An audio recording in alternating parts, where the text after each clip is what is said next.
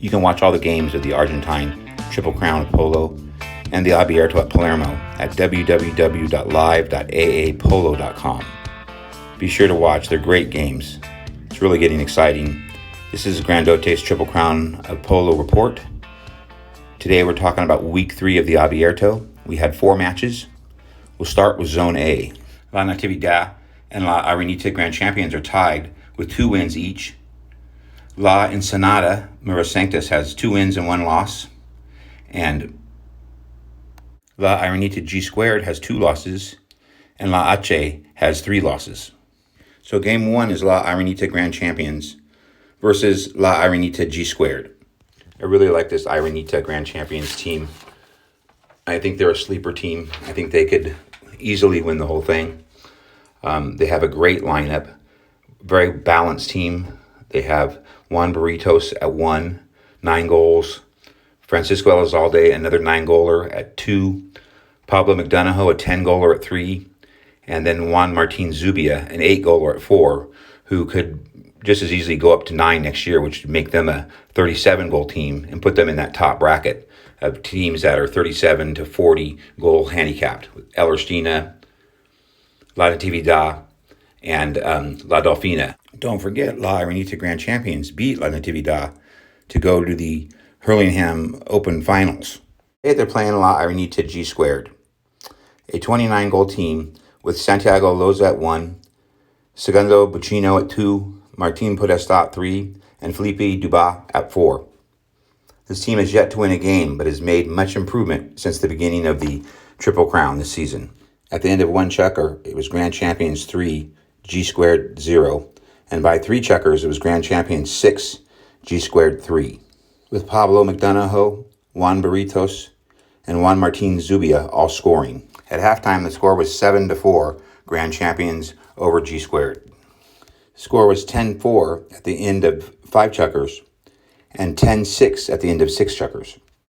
The end of the 7th checker saw the score 11-8, and the final score of the game was 15-9, La Arenita Grand Champions over G Squared.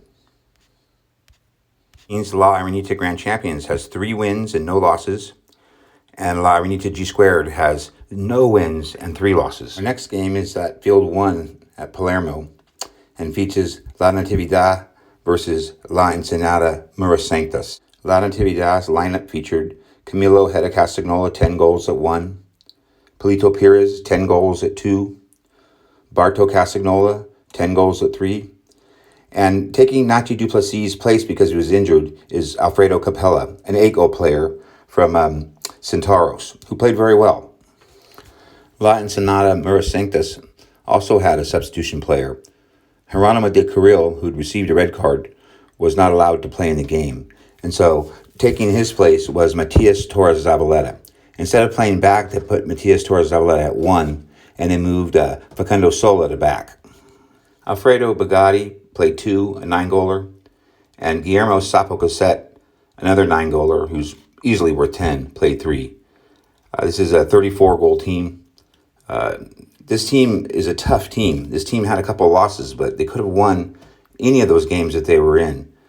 This team is just a step away from being in that top bracket. At 34 goals, they're going to be improving. I like this team a lot, too. This team has nothing to be ashamed of. They played very well, and they played everybody tough. Sapo Cassette is a beast. He is an amazing player. He's one of the most amazing players I've ever seen play. The game started out close, and it was 3-2 at the end of the first checker, Natividad. It was tied 4-4 at the end of 3 checkers. And going into halftime, it was 6-7 La Ensenada over Natividad. At the end of 5 checkers, it was tied 9-9. And then at the end of 6 checkers, it was tied 11-11. That's when Heda Castagnola took over and did his thing. And the final score ended up being 19-12. So that gives both La Natividad and La Arenita Grand Champions 3 wins with no losses, and La Ensenada with 2 wins and 2 losses. That means La Natividad and La Arenita Grand Champions will face off this Friday head-to-head for a spot in the finals of the Abierto. Our next 2 games the following day are in League B. Now the standings in League B entering this weekend was La Dolfina 2 wins Elostina 2 wins, and Cria La Delfina 2 wins and 1 loss. La Arenita Clanova, no wins and 2 losses, and La Esquina with no wins and 3 losses. The first game saw La Delfina versus La Arenita Clanova, a game in which Poroto Cambiasso tied his father's record of 17 goals in a single game. David Sterling Pallone for La Delfina was injured, and we had a substitute player. Coming up from La Delfina 3 was Pedro Zacarias, a 7-goal player. This is the second game that he played position 2. So La Delfina featured Adolfo at 1, really playing 3, but wearing number 1. Zacarias playing 2. Poroto with the number 3 shirt on, but playing 1. And Juanma playing back. This is a 39-goal team, but was only 38 goals with Zacarias' replacement of Pallone. For La Arenita Clanova, we have Facundo Fernandez Lorente at 1, Tomas Fernandez Lorente at 2, Bautista Bayugar at 3, and Isidro Strada at 4, a 30-goal team. This game was never close, and La Delfina crushed La Arenita Clanova. The halftime score was 12-1. By the end of the 7th checker, the score was La Delfina 20, La Arenita Clanova 2, with Poroto having 15 goals at this point, 7 on the penalty line and 10 from the field. The final score was 23-4 for La Delfina. Poroto ended up getting 17 goals, tying his father's personal record of 17 goals in a single game during the Abierto. La Delfina just dominated this game. They had 20-8 in throw-ins. They had only 6 unforced errors to La Arenita Clanova's 14. Poroto was 7 for 7 from the line. I think it was 7 for 8. I think that was a mistake. 1 safety. Shots on goal, La Delfina was 16 out of 24, which is fantastic. La Arenita Clanova was only 2 of 9. 4 assists for La Delfina. And as I said, the final score was 23-4 La Delfina. Very special game that will be remembered by polo enthusiasts for a very long time.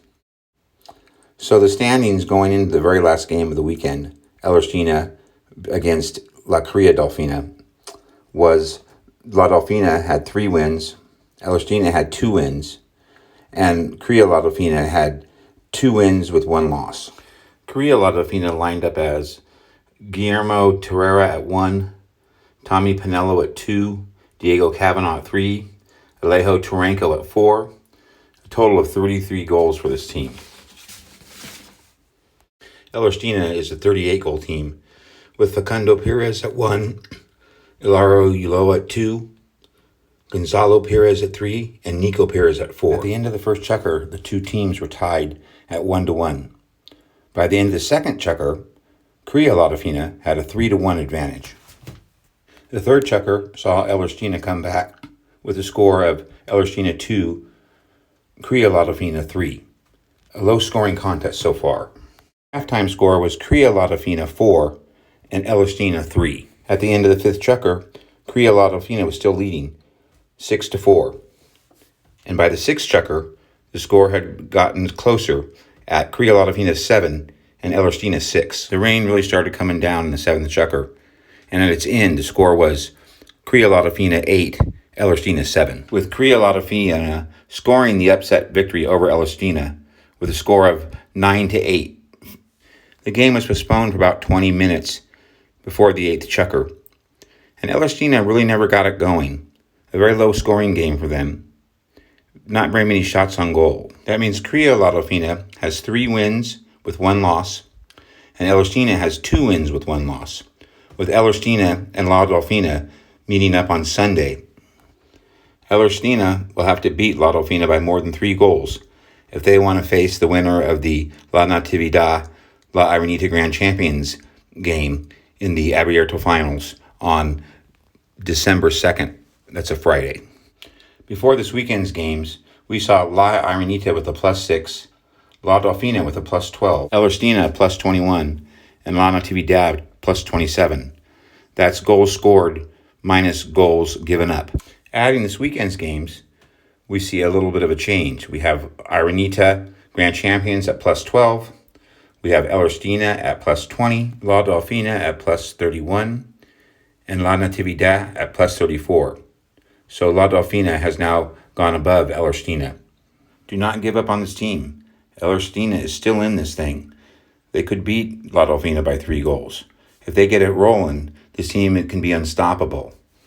I like that Facundo is playing more 3. He'll have more possession time that way. Send Gonzalo up to 1 and Nico up if necessary. If they're going to beat La Dolfina, they better not let Poroto get behind him.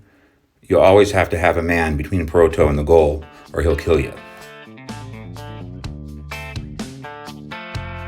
You can still sign up to see these games live if you go to www.live.aapolo.com. I highly recommend it. These games are incredible. You've been watching Grandote's Triple Crown of Polo Report, reminding you to please subscribe and be safe. Thank you.